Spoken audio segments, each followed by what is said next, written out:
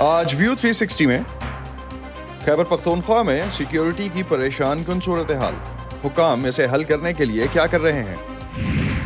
اور امریکی ووٹر کی اوسط عمر 40 اور 2024 کے صدارتی امیدوار 80 سال کے، کیا صدارت کے لیے عمر کی شرط ہونی چاہیے؟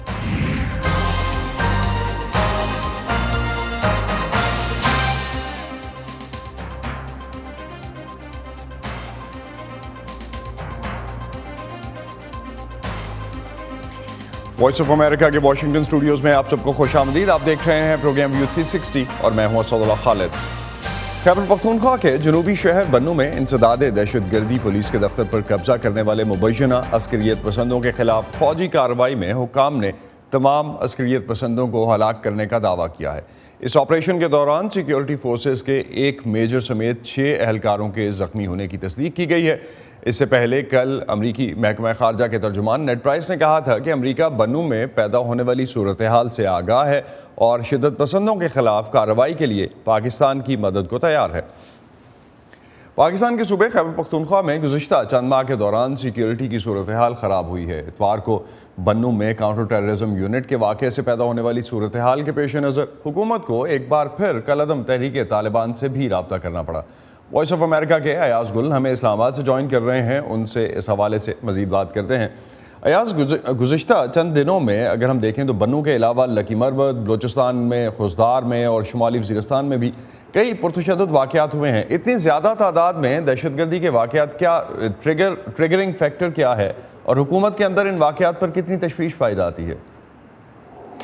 دیکھیں، ٹریگرنگ فیکٹر تو بالکل وہ جو 28 نومبر کو تحریک طالبان پاکستان نے اپنا یک طرفہ جو جنگ بندی کا معاہدہ ختم کرنے کے بعد ملک بھر میں حملے کرنے کا اعلان کیا تھا، اس کے بعد سے یقیناً بہت شدت آئی ہے تشدد کی ان کارروائیوں میں، اور ظاہر ہے جو بنو کا جو کاؤنٹر ٹیررزم ڈپارٹمنٹ میں جو اس وقت محاصرہ اس کا چل رہا ہے اور جو اس وقت کارروائیاں وہاں پہ چل رہی ہیں، وہ تو خاصی تشویشناک اس صورتحال سے ہے کہ وہ تو ایک کینٹونمنٹ میں واقع ایک فیسلٹی، اور وہاں تک اگر ان کی رسائی ہو گئی ہے ٹی ٹی پی کے جو بھی، چاہے وہ اندر سے انہوں نے اس کو بغاوت کر کے اور قبضہ کیا ہے اور ان کو یرغمال بنایا ہے یا جیسا بھی ہوا ہے، یہ ایک خاصی تشویشناک صورتحال ہے۔ لیکن آپ کو بتاتا چلوں کہ اس وقت جو وہاں پہ آپریشن ہو رہا ہے اس کی بالکل کوئی تصدیق شدہ معلومات دستیاب نہیں ہیں، اور ہمیں یہی بتایا ہے ابھی کچھ دیر پہلے بھی فوجی حکام نے کہ آپریشن جاری ہے اور مزید تفصیلات جاری کی جائیں گی، جبکہ ٹی ٹی پی کی طرف سے ابھی چند لمحے پہلے ایک بیان جاری کیا گیا ہے اور انہوں نے ان دعووں کی تردید کی ہے کہ پاکستانی فوج کے جو کمانڈو یونٹس کے جو افسران تھے وہ داخل ہو کر انہوں نے کوئی ایسی کارروائی کی ہے، تو لہٰذا خاصی کنفیوژن ہے۔ تو اس کا کانٹراڈکٹری جو ہے وہ انفارمیشن آ رہی ہے۔ تو پاکستان کی طرف سے ایک بار پھر ہم نے دیکھا ابھی کل جو ہے وہ ایک علماء کا وفد بھی کابل بھیجنے کی باتیں ہوئیں اور وہ بھی اطلاعات آئیں۔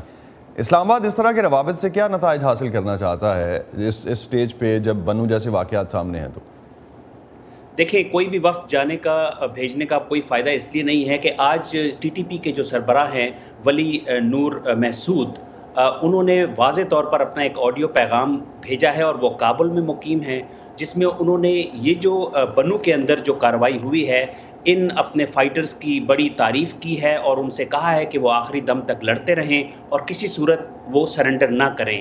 تو اس سے یہ بات بھی اس بات کی تصدیق ہو رہی ہے اور ان دعووں کی تردید ہو رہی ہے جو افغانستان کے حکمران طالبان اب تک کرتے آئے ہیں کہ ان کی سرزمین دہشت گردی کی کارروائیوں کے لیے استعمال نہیں ہونے دی جائے گی، جو دنیا بھر کو وہ بار بار کہتے آئے ہیں۔ لیکن ولی نور محسود کا یہ بیان، جو کہ ہم سب کو معلوم ہے کہ وہ کابل میں موجود ہے اور انہی کے ساتھ بات چیت بھی ہوئی ہے، اس بات کی اب تصدیق کر رہا ہے یا کہ افغانستان کی زمین جو ہے وہ دوبارہ سے ان کارروائیوں کے لیے استعمال ہو رہی ہے۔ طالبان جو ہے وہ کسی قسم کی کوئی ایسی کارروائی نہیں کر رہے ہیں جس سے ٹی ٹی پی کی حوصلہ شکنی کر سکے وہ ان حملوں کے حوالے سے۔ تو ایاز، بنو کے واقعے کے بعد یا جو ابھی ریسنٹ اور واقعات ہوئے ہیں اس کے بعد سیکیورٹی فورسز کی طرف سے کوئی ٹی ٹی پی کے خلاف بڑے آپریشن کے چانسز بن رہے ہیں، ایسی کوئی ڈسکشن ہے اسلام آباد میں؟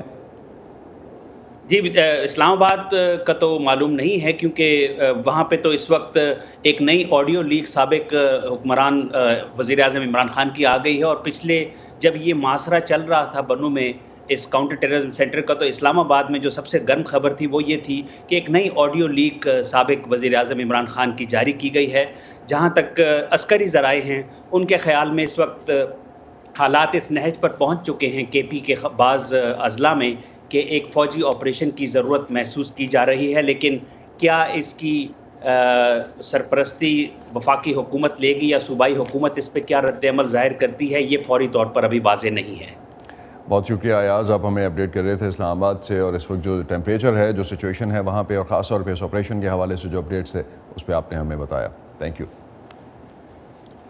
پاکستان کے وزیر خارجہ بلاول بھٹو زرداری اپنا عہدہ سنبھالنے کے بعد تیسری بار امریکہ کے دورے پر ہیں. اپنے حالیہ دورے کے دوران مختلف امریکی میڈیا کو جو انٹرویوز انہوں نے دیے ہیں اس میں انہوں نے پاکستان اور امریکہ کے تعلقات کو بہتر بنانے کی کوششوں کے بارے میں بات کی ہے. تجزیہ کاروں کا کہنا ہے کہ اعلیٰ سطح پر ملاقاتیں اور بات چیت تو ہو رہی ہے، لیکن اس سے کسی بڑی توقعات کی اگر ہم بات کرتے ہیں تو وہ وابستہ نہیں کی جا سکتی. پاکستانی وزیر خارجہ کل امریکی دارالحکومت واشنگٹن پہنچے ہیں. مزید تفصیل کے لیے ہم چلتے ہیں نیلوفر مغل کے پاس، جو اس وقت کیپٹل ہل سے ہمارے ساتھ ہیں. نیلوفر، وزیر خارجہ بلاول بھٹو کی کیا مصروفیات ہیں آج کی واشنگٹن ڈی سی میں، اور کون سے اہم رہنماؤں سے ملاقاتیں ہوئی ہیں ان کی، خاص طور پہ امریکی وزیر خارجہ اینٹنی بلنکن سے ملاقات کے حوالے سے کوئی خبر؟ جی اسد، اطلاعات کے مطابق بلاول بھٹو زرداری امریکی قانون سازوں سے ملاقاتیں کریں گے اور محکمہ خارجہ جائیں گے.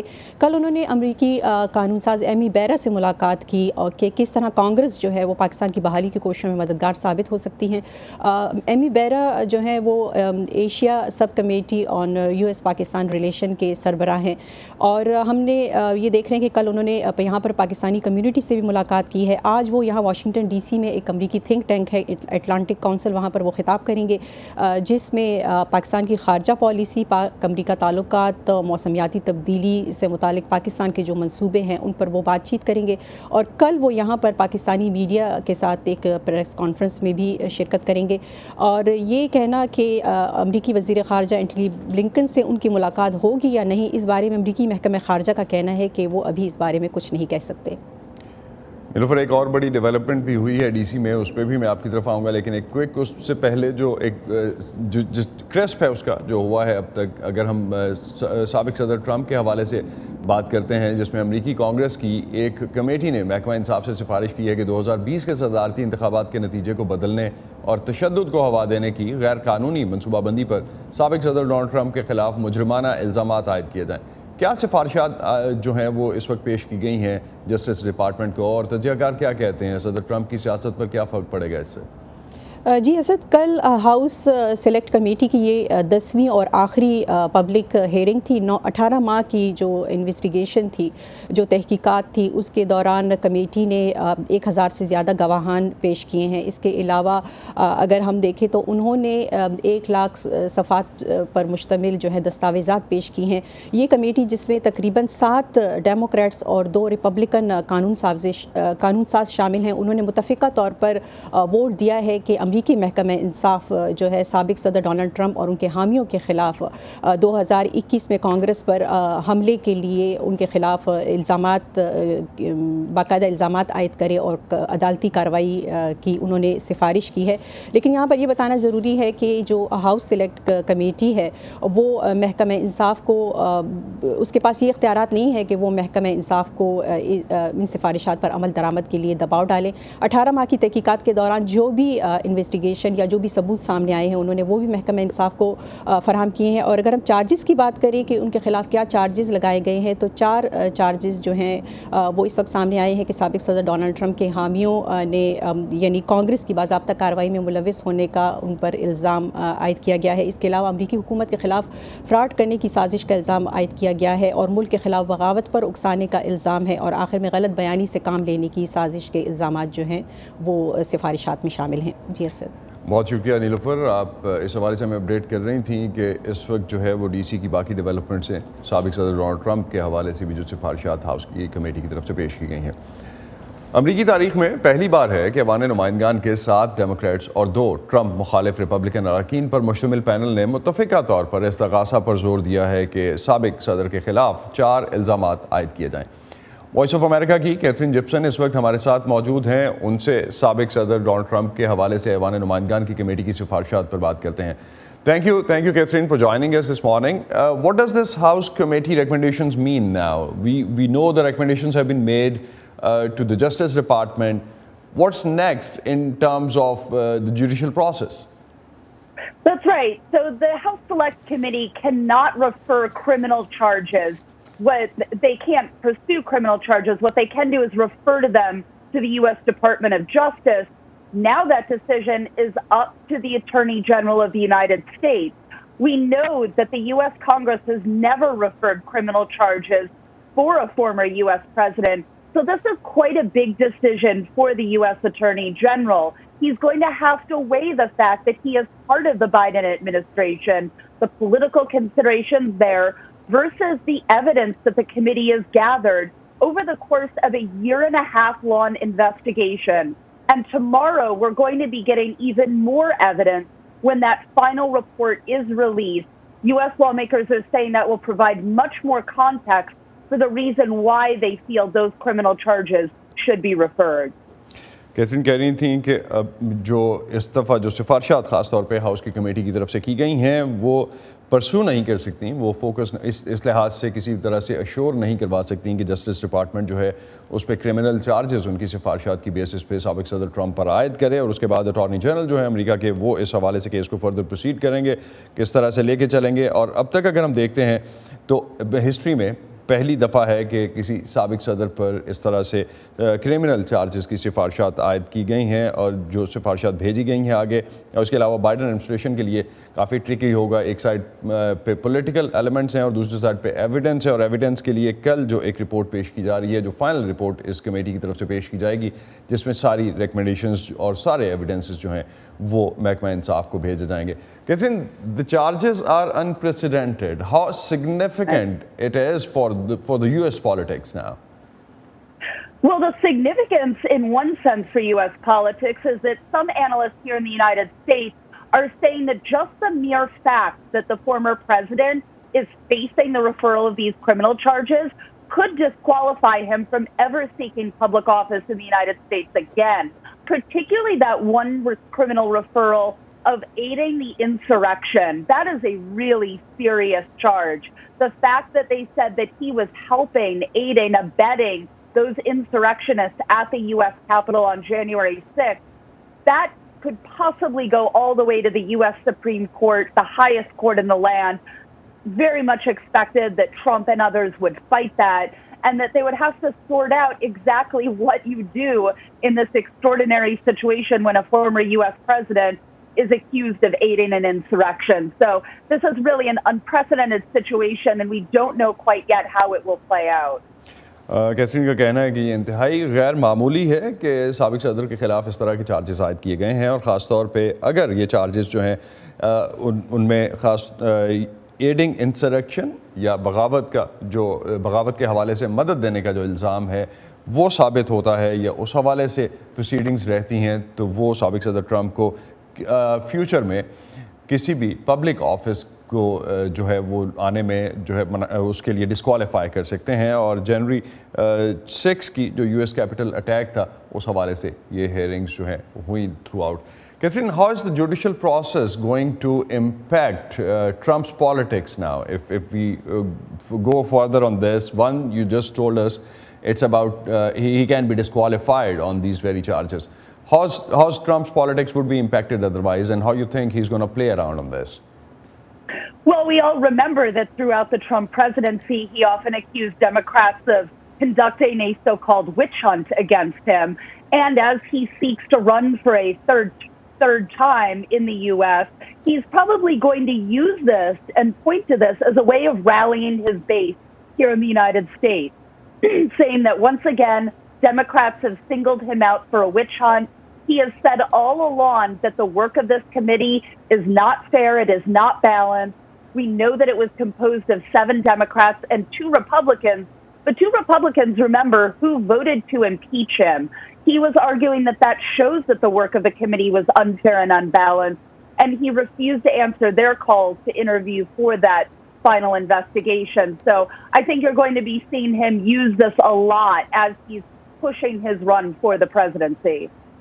कैथरीन का कहना है कि साबिक सदर ट्रंप इसको अपने पॉलिटिकल मफाद के लिए, सियासी मफाद के लिए इस तरह से यूज़ कर सकते हैं कि उनका अपना जो वोटर बेस है उसको ये बताने के लिए कि उनको टारगेट किया जा रहा है सियासी तौर पे, और विच हंट जो है वो कंटिन्यूसली डेमोक्रेट्स की तरफ से जो हुआ है उसकी वजह उससे उनकी पॉलिटिक्स को ख़त्म करने की कोशिश की जा रही है। और ये इम्पीचमेंट के, अगर साबिक सदर ट्रंप की इम्पीचमेंट का जो ज़माना है उसको भी अगर हम देखें और उस एपिसोड को भी देखें तो उसमें भी ये दो रिपब्लिकन्स जिन्होंने इस हाउस कमेटी में भी साबिक सदर ट्रंप के ख़िलाफ़ सिफारशात पे साइन किया है, और ये मुत्तफ़िका सिफारशात थीं जो इस कमेटी की तरफ से भेजी गई, उसमें भी उन्होंने इम्पीचमेंट में भी साबिक सदर ट्रंप के ख़िलाफ़ वोट दिया था।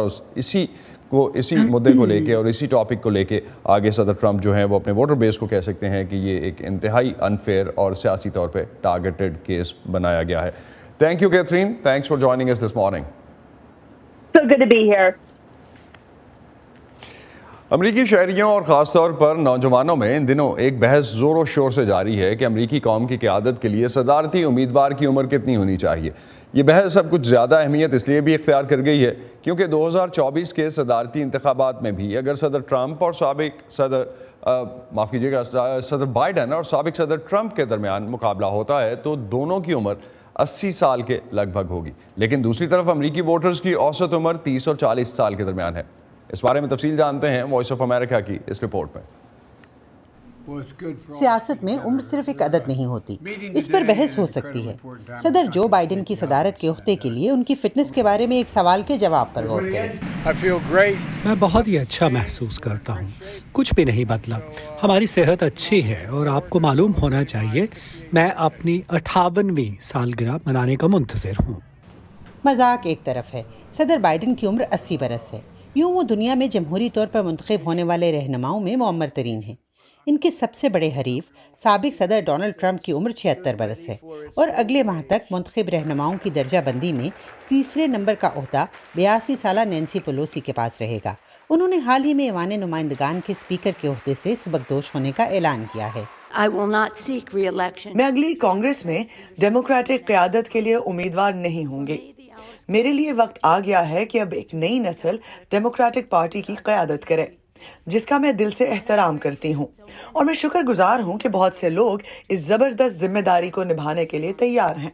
मौरखीन का कहना है कि अमेरिका में आला सतह की सियासत में एक तवील अरसे से उम्र को एक डंडे के तौर पर इस्तेमाल किया जाता रहा है, जिसे हर फरीक मुखालफिन की उख्ते के तकाज़ों को पूरा करने के लिए दरकार सलाहियतों पर सवाल उठाने के लिए इस्तेमाल करता है। माहिरीन का कहना है कि बड़ा मसला सियासी तसलसल पर उम्र रसीदा रहनुमाओं का असर है। ऐसे लीडर जो इतने लंबे अरसे तक डटे रहते हैं, उनका मसला ये है कि वो अधेड़ उम्र के मौसर जानशीनों की तरबियत नहीं करते, क्योंकि अगर ये जानशीन वहाँ होते और ताकतवर होते और इख्तिदार में होते तो वो अपने से पहले आने वालों की जगह ले लेते। तो हम अपनी कई जमातों में देखते हैं कि या तो 70 की पेटे की उम्र के रहनुमा हैं या 40 के पेटे की उम्र के। इनमें से कुछ पुराने उम्मीदवारों का कहना है कि वो अब भी जिस्मानी तौर पर बहुत तंदुरुस्त हैं। डोनाल्ड ट्रंप के हामियों का कहना है कि वो मुकाबले के लिए फिट हैं, और ये बाइडेन हैं जो लागिर हैं। दोनों दावों के हक में दलाइल मौजूद हैं। आपको किसी ऐसे शख्स की दानाई की ज़रूरत है जो कई बार इस अमल से गुजरा हो, और इसलिए जहां आपको जिस्मानी जवानी की ज़रूरत है जो डोनाल्ड ट्रंप के पास है, तो आपको दानाई की भी ज़रूरत है, वो भी डोनाल्ड ट्रंप के पास है। ट्रंप कहते हैं कि उम्र के बारे में राय कायम करना एक समाजी मामला है। वो उसकी वजाहत ऐसे करते हैं।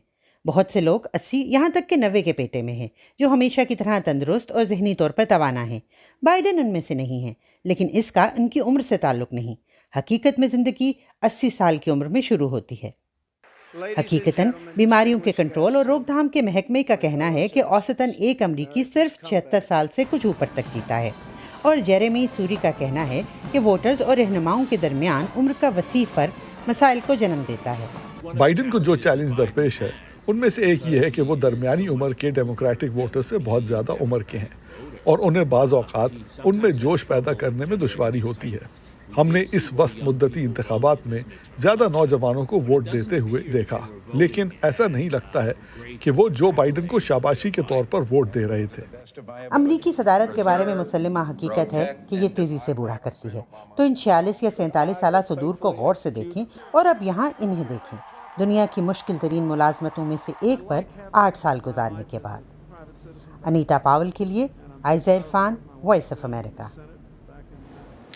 اس سال کے آغاز میں ایک خیال تھا کہ دنیا کووڈ کی عالمی وبا سے باہر آ رہی ہے اور اس کے بعد دنیا کی جو عالمی معیشت ہے اس میں ترقی کی پیشگوئی بھی کی جا رہی تھی. مختلف عالمی مالیاتی ادارے اس حوالے سے عالمی معیشت کی ترقی کی پیشگوئی کرتے نظر آئے. لیکن پہلے سے مشکلات کا شکار عالمی معیشت روس یوکرین جنگ سے بری طرح متاثر ہوئی، جس کے نتیجے میں دنیا میں توانائی اور خوراک کی قیمتیں تقریباً 2 گنا ہو گئیں، جس سے عالمی معاشی بحران مزید سنگین ہو گیا اور دنیا کو آج ایک طرح کی کساد بازاری کا سامنا ہے. سال 2022 میں عالمی معیشت کن مشکلات سے گزری، جانتے ہیں وائس آف امریکہ کی اس رپورٹ میں. وہ بینک کرامپا سیکنڈ ہینڈ فرنیچر درآمد کرتے ہیں تاکہ گھانا میں اپنے آبائی شہر اکرا میں فروخت کر سکیں، لیکن انہیں اپنے اخراجات پورے کرنے میں جدوجہد کرنا پڑتی ہے. گھانا میں اس سال افراط زر کی شرح 40% تک پہنچ گئی ہے اور امریکی ڈالر کے مقابلے میں کرنسی کی قدر تقریباً نصف رہ گئی ہے. جتنی رقم ایک کنٹینر کی درآمد پر لگتی تھی وہ ان دنوں دوگنی ہو گئی ہے. وہی سامان وہی مقدار، لیکن رقم دوگنی کر دی گئی ہے. پوری دنیا میں مرکزی بینکوں نے توانائی کے انتہائی بلند قیمتوں سے پیدا ہونے والے افراط زر پر قابو پانے کے لیے شرح سود کو تیزی سے بڑھایا ہے. امریکی فیڈرل ریزرو نے ڈالر کو مضبوط کرنے کے لیے سن 2022 میں شرح سود میں 7 بار اضافہ کیا. لوگ اشیاء خریدتے ہیں، اشیاء بیچتے ہیں، لیکن ان دونوں کے درمیان وقفہ ہوتا ہے. اگر اس دوران کرنسی کی قدر میں تبدیلی آتی ہے تو اشیاء تیار کرنے والے کو یا خریدار کو نقصان ہو سکتا ہے.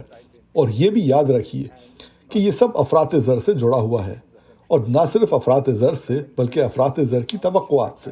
اس لیے اگر میں برگر بیچ رہا ہوں تو مجھے اب اس کی قیمت کتنی رکھنی چاہیے؟ کیا مجھے اس کی قیمت ہر روز بدلنی چاہیے؟ غیر یقینی صورتحال نے عالمی معیشت کو متاثر کیا ہے. سن 2023 میں صرف 2.2% شرح نمو کی پیشگوئی کی گئی ہے، جو پچھلے سال کے 5% سے زائد کی شرح سے کم ہے. عالمی شرح سود میں اضافہ قرضے لینے کی لاگت میں اضافہ کر رہا ہے اور بہت سے گھرانوں، کمپنیوں اور حکومتوں پر دباؤ بڑھا رہا ہے. یوکرین کے خلاف روس کی جنگ کم آمدنی والے ملکوں کے حالات اور بھی بدتر کر رہی ہے. ان میں سے بہت سے خاص طور پر خوراک اور توانائی کی بلند قیمتوں کا شکار ہیں. اس کے علاوہ عالمی مالیاتی حالات سے جڑے ہونے کے باعث ان ملکوں میں قرضوں کا مزید دباؤ بڑھ رہا ہے. اس دباؤ کو سری لنکا میں شدت سے محسوس کیا جا رہا ہے، جو 1948 میں اپنی آزادی کے بعد سے بدترین مالی بحران کا شکار ہے. حکومت مئی میں نادہندہ ہو گئی کیونکہ افراط زر کی شرح 70% تک پہنچ گئی. ہم مرغی، مچھلی یا کوئی اور گوشت خریدنے کے متحمل نہیں ہو سکتے. ہم صرف سبزیاں اور پتے کھاتے ہیں. ہمارے لیے اپنے بچوں کو اسکول بھیجنا، یہاں تک کہ انہیں مناسب کھانا فراہم کرنا بھی مشکل ہے. ہم ایک بہت مشکل دور سے گزر رہے ہیں. دنیا بھر میں مزدور بہتر تنخواہ کا مطالبہ کر رہے ہیں کیونکہ ان کی اجرت مہنگائی کی نظر ہو جاتی ہے. برطانیہ میں نرسیں اور ایمبولینس ورکرز اس ماہ میں ہڑتال کر رہے ہیں. مجھے بچوں کی بہت سی چیزوں میں کٹوتی کرنی پڑی ہے جو ضروریات زندگی کے بلند اخراجات کی وجہ سے انہیں فراہم نہیں کر سکتا. سن 2023 میں افراط زر کی شرح میں قدرے کمی کی پیشگوئی کی گئی ہے، لیکن جیسا کہ یوکرین میں جنگ ابھی جاری ہے اور توانائی کی قیمتیں بلند ہیں، نیا سال ان اربوں لوگوں کے لیے بہت کم راحت لائے گا جو گزارا کرنے کی تگ و دو میں ہیں. ہنری ریجول کے ساتھ ندیم یعقوب، وائس آف امریکہ. اور اسی پر ختم کرتے ہیں آج کا ویو 360. اسٹے سیف اور پروگرام پر فیڈ بیک کے لیے آپ آ سکتے ہیں ہمارے فیس بک اور باقی سوشل میڈیا پیجز پر، اور باقی ڈیٹیلز کے لیے آپ آ سکتے ہیں ہماری ویب سائٹ urduvoa.com پر. اب تک کے لیے اتنا ہی. اسد اللہ خالد کو اجازت دیجیے. خدا حافظ.